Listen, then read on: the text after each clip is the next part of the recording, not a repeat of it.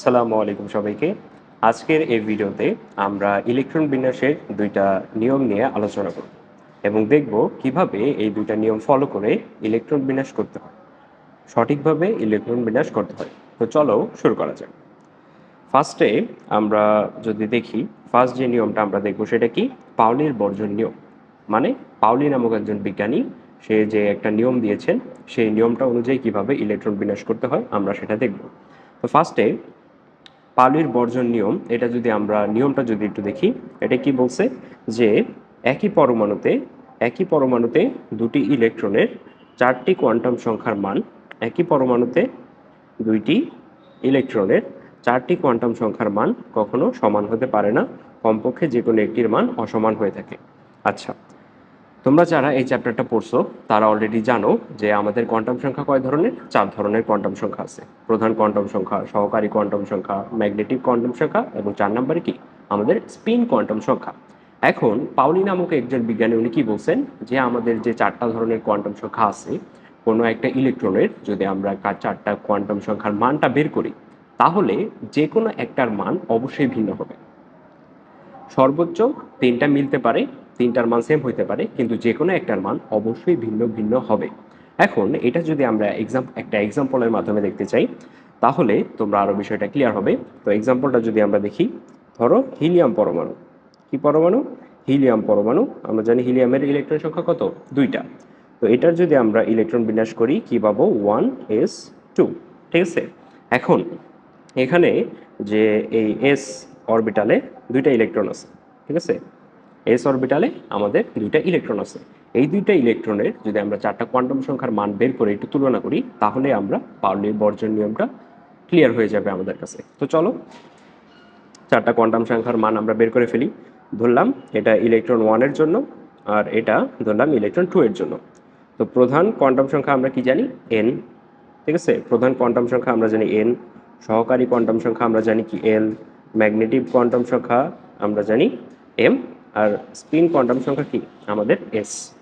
তো ফার্স্ট আমাদের কি আছে? প্রধান কোয়ান্টাম সংখ্যা। যেহেতু এটা প্রথম শক্তি স্তরে আছে, তাহলে এর প্রধান কোয়ান্টাম সংখ্যা কত হবে? 1।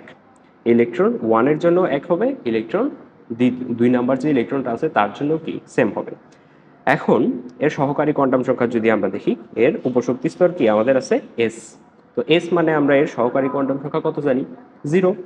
তাহলে যেহেতু 2টা ইলেকট্রনই এস অরবিটালে আছে বা এস এস উপশক্তি স্তরে আছে, তাহলে 2টার ক্ষেত্রে কি এল এর মান কত হবে? 0। 2টার ক্ষেত্রে আমাদের এল এর মান কত হবে? 0। নেক্সট আমরা যদি আসি যে এম বা ম্যাগনেটিক কোয়ান্টাম সংখ্যা। ম্যাগনেটিক কোয়ান্টাম সংখ্যার মান আমরা কি জানি? যে মাইনাস এল থেকে প্লাস এল পর্যন্ত। ম্যাগনেটিক কোয়ান্টাম সংখ্যার মান কি হয় ভাইয়া? -L থেকে +L পর্যন্ত। এখন আমরা কি দেখলাম যে এল এর মান কত আমাদের? 0। তাহলে আমাদের এম এর মান কি হবে? -0 থেকে +0 পর্যন্ত, বা আলটিমেটলি কত হবে? আমাদের 0ই হবে। তাহলে 2টা ইলেকট্রনের ক্ষেত্রেই কি হচ্ছে আমাদের এখানে? 0, কারণ 2টা ইলেকট্রনই কি আমাদের এস অরবিটালে আছে। তাহলে এখানে 2টা ইলেকট্রনের এম এর মান কি হবে? 0। লাস্ট যে সর্বশেষ মানটা আছে সেটা কি আমাদের? স্পিন কোয়ান্টাম সংখ্যা। মানে কোন ইলেকট্রনটা কোন দিকে ঘুরতেছে, তাদের ঘূর্ণন অনুযায়ী তাদের মানটা কি হবে।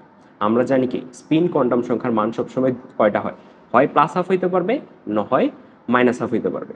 তো ধরলাম আমরা যদি ধরি যে ফার্স্ট ইলেকট্রনটা যেদিকে ঘুরতেছে সেটাকে যদি আমরা পজিটিভ ধরি, তাহলে ফার্স্ট ইলেকট্রনের ক্ষেত্রে এস এর মান বা স্পিন কোয়ান্টাম সংখ্যার মান কত হবে?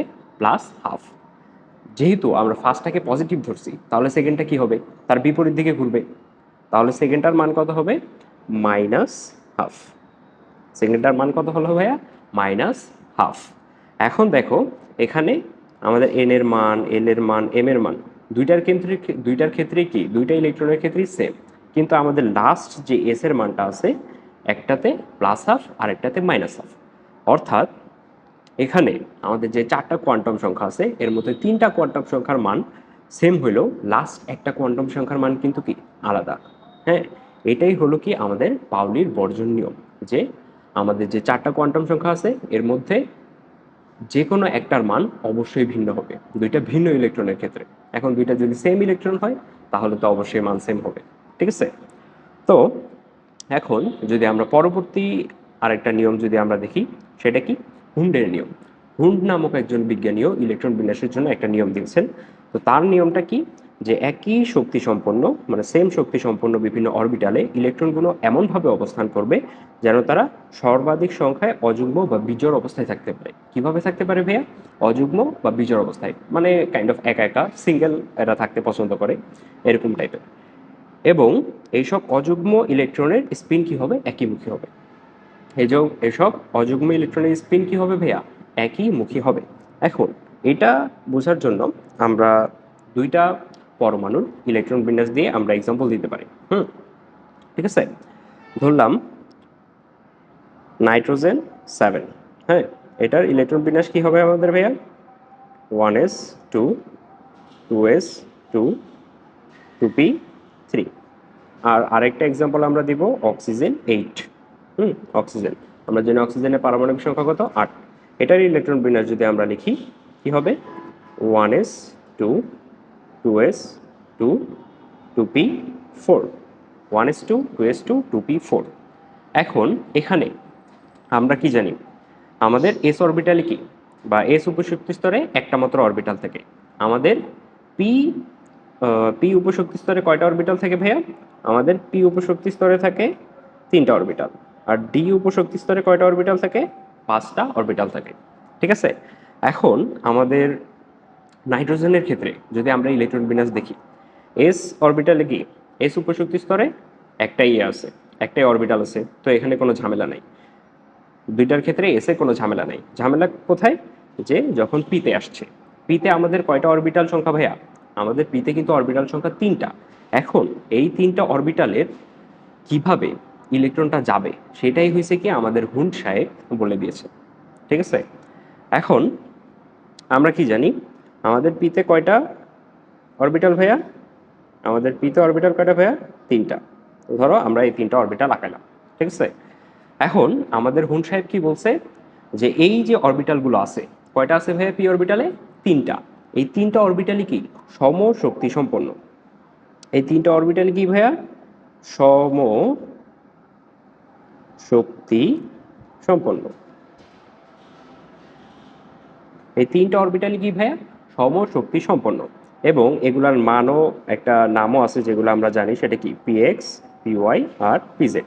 তাহলে এখানে যে পিএক্স, পিওয়াই আর পিজেড আছে, এই 3টাই কি সমশক্তি সম্পন্ন। কোনোটা থেকে কোনোটার শক্তি কমও না আবার বেশিও না। তো এই ক্ষেত্রে ইলেকট্রনগুলো কিভাবে যাবে? প্রতি যে অরবিটালগুলো আছে, প্রতি অরবিটালে ফার্স্টে সিঙ্গেল সিঙ্গেল প্রবেশ করবে। প্রতি অরবিটালে কি করবে ভাইয়া? ফার্স্টে সিঙ্গেল সিঙ্গেল ইলেকট্রন প্রবেশ করবে। তারপর তারপর যদি বাকি থাকে, তারপর সেটা পরেরটা পরে দেখা যাবে, আমি সামনে বলছি। তাহলে আমরা কি বললাম? যে প্রতিটা অরবিটালে কিভাবে প্রবেশ করবে ভাইয়া? Single single. তো আমাদের নাইট্রোজেন ইলেকট্রনের ক্ষেত্রে যদি দেখি, নাইট্রোজেন পরমাণুর ক্ষেত্রে বা মৌলটার ক্ষেত্রে আমরা যদি দেখি, এখানে পি অরবিটালে কয়টা ইলেকট্রন আছে? 3টা। তাহলে আমরা যদি সিঙ্গেল সিঙ্গেল পি অরবিটালে ইলেকট্রনগুলো দিয়ে দিই, তাহলে কি হবে? এ একটা, এ একটা, এ একটা, এই 3টা দিয়ে দিলাম। ঠিক আছে? এবং এই নিয়ম অনুযায়ী আমাদেরকে কি করতে হবে? 3টা অরবিটালে সিঙ্গেল সিঙ্গেল দিব, পাশাপাশি একই স্পিনে দিব। মানে 3টা ইলেকট্রনের ঘূর্ণনের দিকে একই হবে। বুঝছো?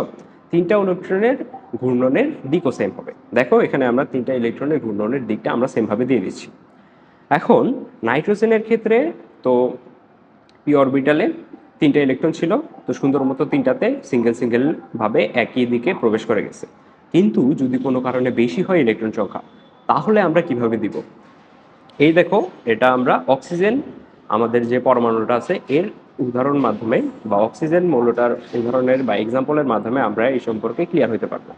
তো দেখো অক্সিজেনের ক্ষেত্রে যদি আমরা দেখি, তো অক্সিজেনও আমরা ধরো পি অরবিটালে, পি উপশক্তি স্তরে আমাদের 3টা অরবিটাল আছে। ওকে, পিএক্স, পিওয়াই, পিজেড। এখন অক্সিজেনের পি উপশক্তি স্তরে কয়টা ইলেকট্রন আছে ভাইয়া? 4টা। কয়টা ইলেকট্রন আছে ভাইয়া? 4টা। এখন আমরা হুন্ডের নিয়ম অ্যাপ্লাই করব। উনি কি বলছেন? যে প্রতিটা অরবিটালে একই স্পিনে সিঙ্গেল সিঙ্গেল ভাবে আগে ইলেকট্রন যাবে। তো আগে আমরা সেই কাজটা করে ফেলি। তো সিঙ্গেল সিঙ্গেল ভাবে এই ধরো প্রতিটা অরবিটালে দিয়ে দিলাম। প্রতিটা অরবিটালে একই স্পিনে আমরা সিঙ্গেল সিঙ্গেল ভাবে কি করলাম ভাইয়া, ইলেকট্রন দিয়ে দিলাম। এখন ইলেকট্রন দেওয়ার পরে আমাদের এখানে কয়টা ইলেকট্রন গেল ভাইয়া? 3টা ইলেকট্রন গেছে। কয়টা? 3টা। কিন্তু এখনো আমাদের কি একটা ইলেকট্রন বাকি আছে। এখনো আমাদের কয়টা ইলেকট্রন বাকি আছে ভাইয়া? একটা। এখন প্রশ্ন হলো এই একটা ইলেকট্রন আমরা কোন অরবিটালে দেব, পিএক্স নাকি পিওয়াই না পিজে? এই ক্ষেত্রে হুন সাহেব কি বলছেন যে ফার্স্টে সমশক্তির অরবিটালে কি করবে, সিঙ্গেল সিঙ্গেল ভাবে একই স্পিনে ইলেকট্রন প্রবেশ করবে এবং যখন প্রতিটা অরবিটাল পূর্ণ হয়ে যাবে এভাবে, তারপরে আমরা কি করব, আবার প্রথম থেকে বিপরীত স্পিনে ইলেকট্রনগুলো প্রবেশ করাবো। কি বললাম ভাইয়া? ফার্স্টে প্রতিটা সমশক্তির অরবিটালে সিঙ্গেল সিঙ্গেলই একই স্পিনে ইলেকট্রনগুলো প্রবেশ করবে। যখন এভাবে প্রতিটা অরবিটাল ফিল আপ হয়ে যাবে, তারপর যতগুলো ইলেকট্রন থাকবে ওগুলো কিভাবে প্রবেশ করবে ভাইয়া? বিপরীত স্পিনে প্রবেশ করবে। ফার্স্ট যে ইলেকট্রনটা যদি পজিটিভ দিকে আমরা নিই, সেকেন্ড ইলেকট্রনটাকে আমরা কি কোন দিকে নিব? নেগেটিভ দিকে নিব। তো এখন আমাদের কয়টা ইলেকট্রন বাকি আছে এখানে? অক্সিজেনের একটা ইলেকট্রন বাকি। তো একটা ইলেকট্রন আমরা প্রথম অরবিটালে বিপরীত স্পিনে প্রবেশ করাবো।